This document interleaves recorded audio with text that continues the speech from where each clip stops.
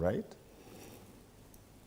The US, since President Trump came to power, has made a lot of huge, monumental, fundamental pronouncements. The US decided to stop funding WHO. The US has decided to stop funding the UN. The US, under President Trump, is internal looking, completely internal looking. And from where I stand, the US has decided we want to cut down as much as possible US expenditure globally. I would look at what were the implications of Kenya's status as a major non-NATO ally in the US, in terms of the benefits that then the US was conferring on Kenya and their financial implications on the US. And now the already established pattern by the current US administration in terms of withdrawing US financing globally, including USAID, WHO, and the UN. Are there issues that have been raised that Kenyans internally should look at? Yes, they are there.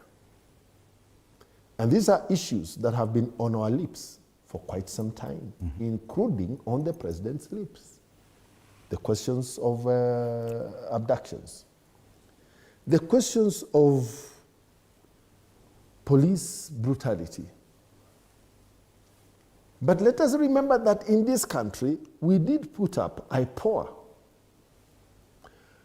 because consistently the question of how police use their mandate has been in the minds and in discussions by Kenyans for a long time, to the extent that Kenyans put IPOA in the Constitution as a constitutional commission. So on the question of probing police application of their mandate, this is nothing new that the US will be telling us. Kenyans have known it, and that is why in the 2010 Constitution we put up structures.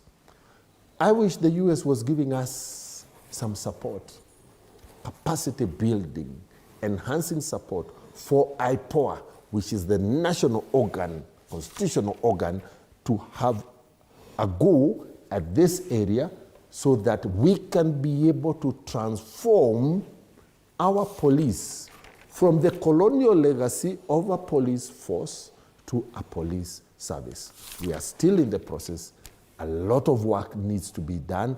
I wish Duncan Mathenge has urged the Kenyan government to maintain a balanced, multi-allied foreign policy that safeguards the country's economic interests and sovereignty. Speaking during a televised morning program, Mathenge cautioned against prioritizing the demands of the United States at the expense of Kenya's long-lasting relationship with other key global partners such as Iran, Russia, and China. According to Mathenge, Kenya's trade and agricultural sectors rely heavily on export markets in countries that are not necessarily allied with U.S. foreign policy. He pointed out that Iran remains a major importer of Kenyan tea, a lifeline for thousands of farmers. Cutting ties or weakening relationship with Tehran, he urged, would directly harm Kenyan livelihood and disrupt the crucial export market. The MP also highlighted Kenya's flourishing trade with Russia, noting that the country is a buyer of various agricultural products, including flowers, coffee, tea, fruits, and vegetables.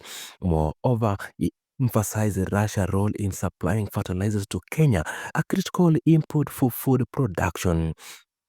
Reducing cooperation with Moscow, he warned, could affect Kenya's food security, farmers' production, and economic stability.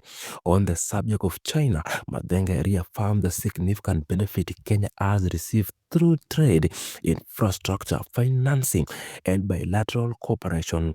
He stressed that as the sovereign nation, Kenya should engage with all partners based on mutual benefit, not based on the presence of any other global power.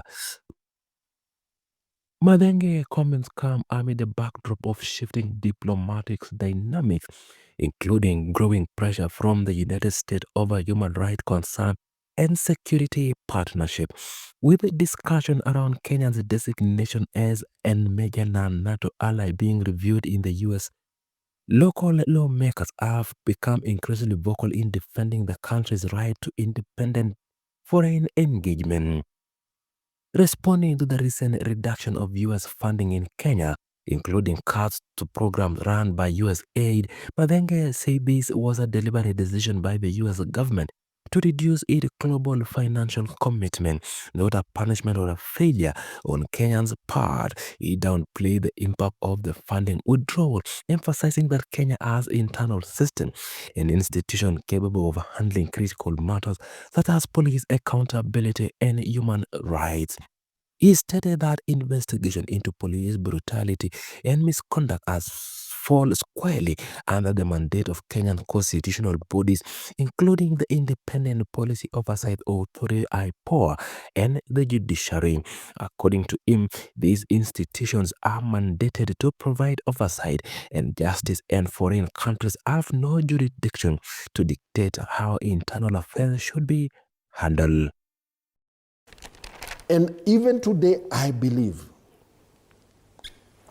that just like in the case of Museveni, just like in the case of Silva Kiir, the RSF is one of the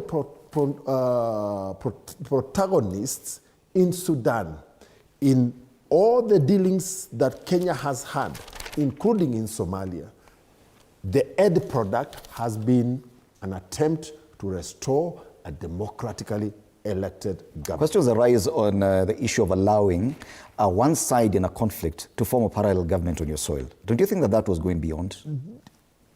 Once you host, and I would want us to have a look at this in a bigger light of also the African Union and IGAD in the region and their role in conflict resolution within the continent.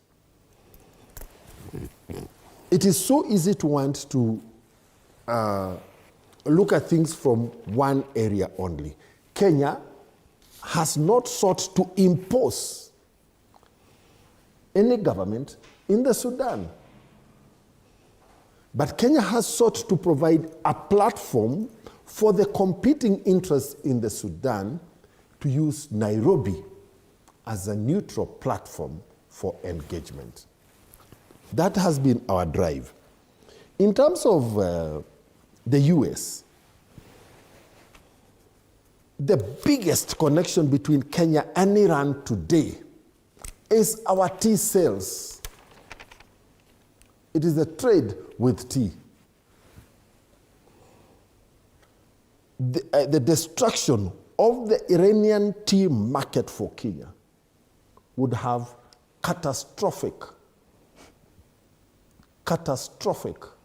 outcomes for our tea farmers in this country. Mm-hmm. We have a reason to defend our markets for our produce. Russia, we sell flowers, we sell coffee, we sell tea, we sell fruits, we sell vegetables. Russia also contributes largely to the fertilizer that is imported in this country. The question of China, I do not even want to go there because the conflict between the US and China in terms of global trade is not news, it's not restricted to Kenya. It is a competition for at the superpower status.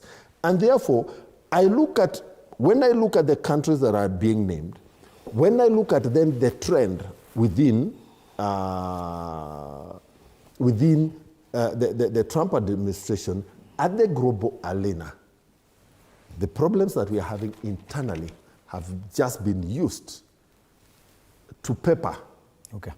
the real intentions of the US. It's simply an excuse. It's simply Yes. an excuse. All right. As we come to the end of